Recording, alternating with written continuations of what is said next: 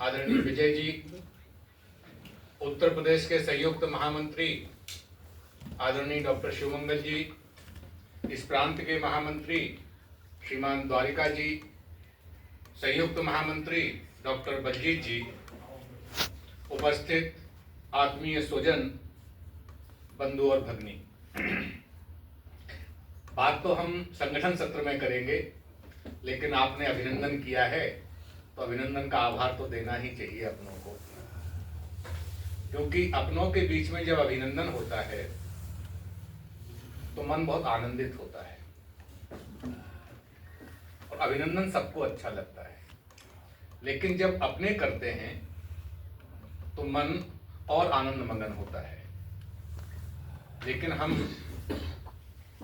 आनंद मगन भी हैं, आपके प्रिय, आपके प्रति कृतज्ञता भी है, क्योंकि जब संगठन का काम प्रारंभ किया तो आदरणीय राम नारायण जी थे, उनके साथ आदरणीय श्रीधर जी।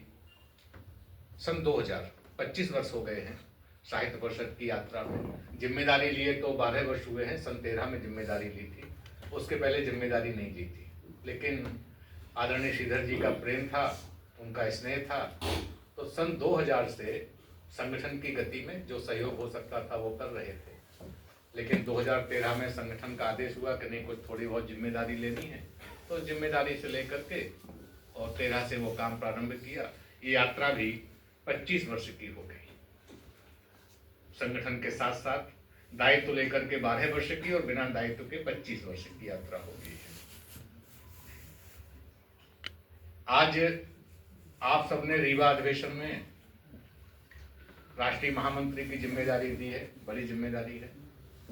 लेकिन आप सबके प्रेम स्नेह से, श्री हनुमान जी महाराज की कृपा से लगता है कि जिम्मेदारी का निर्वहन, जैसी कृपा होगी प्रभु की, जैसी इच्छा होगी वैसे काम बढ़ेगा, होगा। अपनी जो सहयोगियों की टोली बनी है वो भी बहुत शानदार है। पूरे देश से उस टोली में लोग हैं। काम थोड़ा थोड़ा और आगे की ओर बढ़ रहा है। आयाम भी शुरू हुए हैं। आदर्श का भी आप सबने अभिनंदन किया। पहला कार्यक्रम अभी लखनऊ विश्वविद्यालय में 2 कार्यक्रम हुए, तो लगता है कि जब प्रारंभ अच्छा हो तो ऊंचाई मिलती है उस काम को, तो मन में जब प्रेम हो और काम के प्रति समर्पण हो। बाकी बात संगठन सत्र में 2 बातें कह करके अपनी बात खत्म।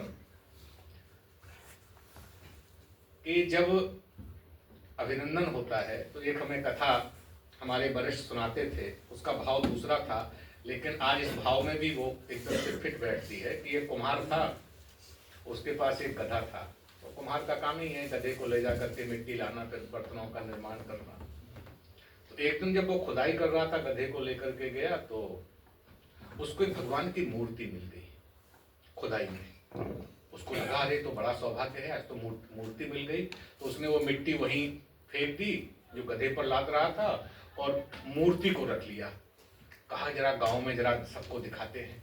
बताया अच्छा मूर्ति मिली, बड़ी प्राचीन मूर्ति है, वो कुम्हार लेकर के आ रहा है। तो गांव में उत्साह आ गया। उत्साह आया तो जिस घर के दरवाजे से निकले तो महिलाएं, पुरुष, बच्चे, गांव के लोग आनंद मगन हो गए और जरा घर से आरती की थाली भी निकाल करके लाए, जरा पुष्प भी लाए, रोली भी लाए, जरा उसको तिलक भी करें, कुछ भगवान को करें, कुछ उस गधे को भी कर दें। आरती भी उतारे, मिठाई भी थी, तो जरा कुछ भगवान को खिलाएं, कुछ उसको भी खिला दें। तो उसको तो बड़ा मजा आने लगा कि वाह, आज तक तो हम बेकार परेशान थे, इस कुम्हार का लट्ठ खाते थे, ये तो बड़ा आनंद है। गांव में घूमते हुए लोग तो आरती भी उतार रहे हैं हमारी, जरा माला भी पहना रहे हैं, मिठाई भी खिला रहे हैं। ऐसे पूरे गांव भर में जब वो घूमा तो पूरे गांव में उसका इसी प्रकार से आरती भी उतारी गई, माला भी पहनाई गई, तिलक भी किया गया, मिठाई भी खिलाई गई, उसका पेट भर गया। शाम को उसने सोचा कि अब क्या करना है इस कुम्हार के यहाँ जाकर के, अब तो लोग बड़ा हमें खिलाते पिलाते हैं, बड़ा आदर देते हैं। तो वो भाग गया और एक जंगल में जाकर के, जहां वो कुम्हार हमें खोज ना पाए, वहां जाकर के वो सो गया।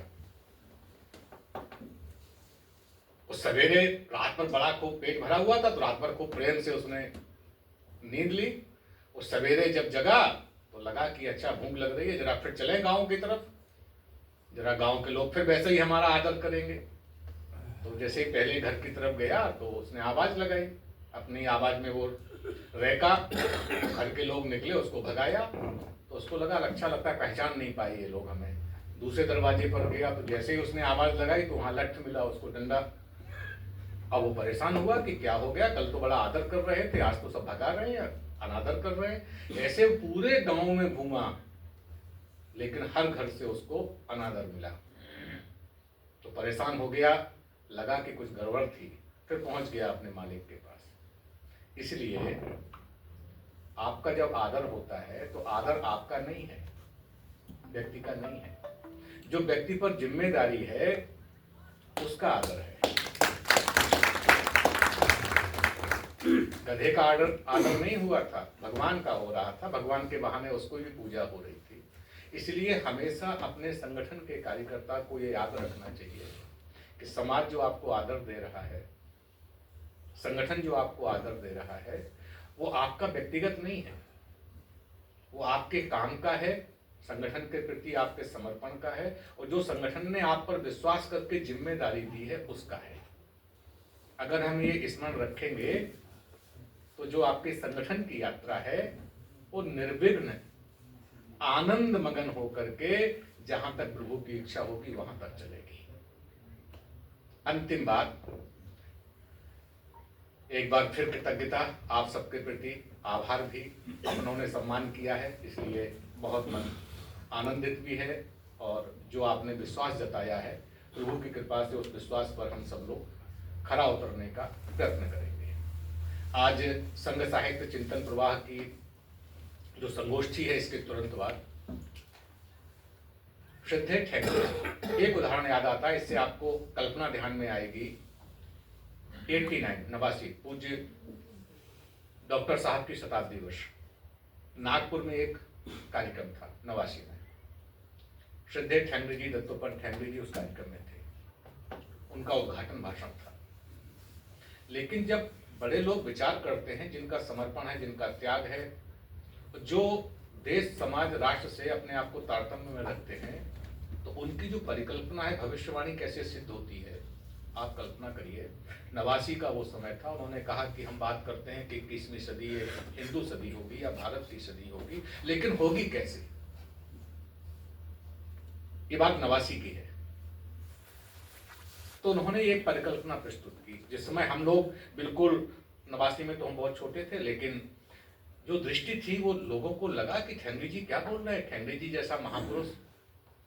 उन्होंने कहा कि 21वीं सदी ऐसे हिंदू की सदी होगी या भारत की सदी होगी कि भविष्य में बहुत शीघ्र ही इस्लाम और ईसाईयत में द्वंद्व होगा, युद्ध होगा, और इसमें इस्लाम परास्त होगा, ईसाईयत की विजय होगी। जब ईसाईयत विजय प्राप्त करेगी तो उसकी जो मूल अवधारणा है वो है भोगवाद, भौतिकवाद। वो इतने अपने उस भोगवाद में इतने मस्त हो जाएंगे, इतने व्यस्त हो जाएंगे कि सब लगभग डिप्रेशन की स्थिति में आ जाएगा, पूरा का पूरा पश्चिम या पूरा का पूरा यूरोप। वो सब बिल्कुल व्याकुलता में घूमेंगे, इतना वो इन सबके पकड़ में, कंट्रोल में आ जाएंगे जो भोगवादी संस्कृति है। क्योंकि वैश्विक स्तर पर जितनी भी भौतिक सुख सुविधाएं हैं वो सबका उपभोग करने की उनकी लालसा जगेगी, क्योंकि उनका प्रकार, उनका विचार ही उसी प्रकार का है।